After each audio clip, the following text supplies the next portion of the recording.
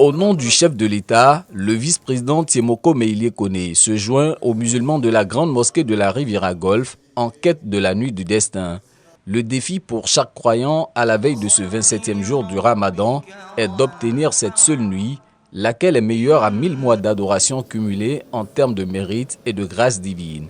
Au nombre des prières à formuler à cette occasion, la tenue d'un scrutin présidentiel apaisé cette année au mois d'octobre prochain, un contexte électoral que choisit d'évoquer le COSIM, Conseil supérieur des imams des mosquées et des affaires islamiques, à travers le thème « La responsabilité individuelle et collective dans la préservation de la sécurité et de la paix sociale à la lumière des enseignements du Saint-Coran ».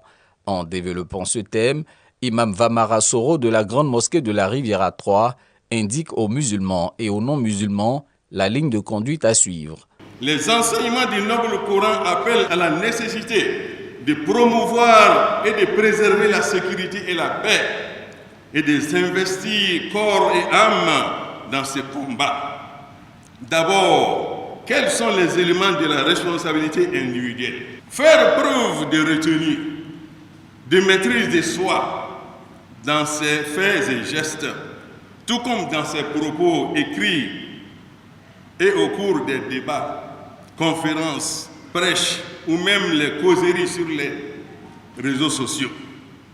La responsabilité individuelle interdit d'inciter à la haine et à la violence. Le messager sallallahu alayhi wa sallam nous dit: le musulman est celui dont les gens sont épargnés des méfaits de la langue et de la main. Et encore il dit: n'est pas musulman celui dont le voisin n'est pas en sécurité. N'est pas musulman dont le voisin est inquiet.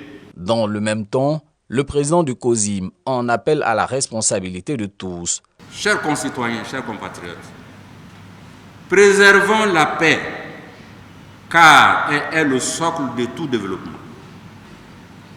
Favorisons la cohésion sociale, car un peuple uni est toujours plus fort. Écartons-nous des discours de haine et de division, car ils ne mêlent qu'à la discorde et à l'échec. Encourageons le respect des différences et cultivons l'esprit de fraternité et de vivre ensemble. La Côte d'Ivoire est une nation bénie de Dieu, un modèle de diversité religieuse et culturelle. Nous avons le devoir de tout mettre en œuvre pour que nos différences soient une richesse et non un facteur de division, qu'Allah nous y aide, Inch'Allah. Portant la parole au nom du chef de l'État, le ministre de l'Intérieur et de la Sécurité se dit rassuré par cet engagement des leaders religieux musulmans. En tant que descendants d'Abraham, il nous est rappelé que nous partageons une même aspiration à la paix et à la fraternité.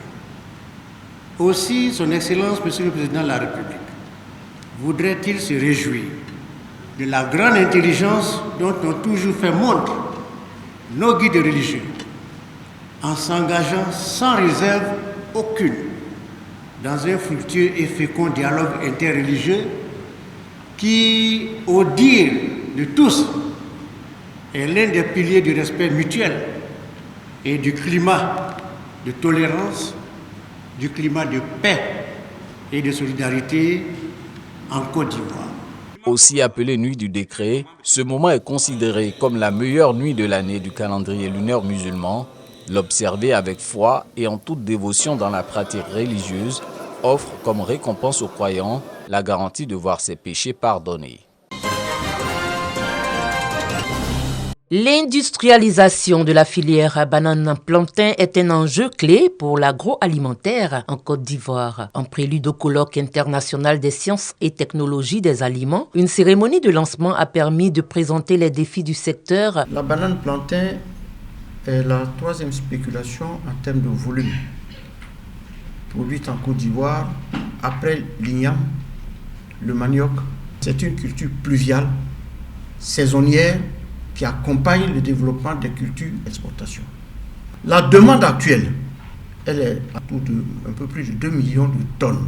Et l'offre, dans les 5 prochaines, 10 prochaines années, il faudra produire environ 1 million de tonnes de plus pour couvrir la demande et les besoins des Ivoiriens. L'innovation dans la transformation des produits à base de banane plantain est essentielle pour pérenniser la filière. Ce colloque banane est une initiative sur un produit très stratégique et cela va se poursuivre à travers d'autres produits tels que par exemple le maïs. Donc on met l'accent sur l'approche chaîne de valeur qui prend en compte tous les maillons de cette filière. Et donc cela permettra véritablement même d'embrasser les problèmes de façon plus élargie et puis apporter des solutions lorsque ces solutions existent au niveau des chercheurs. Prévu pour avril prochain, ce colloque explorera les perspectives et opportunités de relance du secteur en misant sur des solutions durables et innovantes pour renforcer son développement.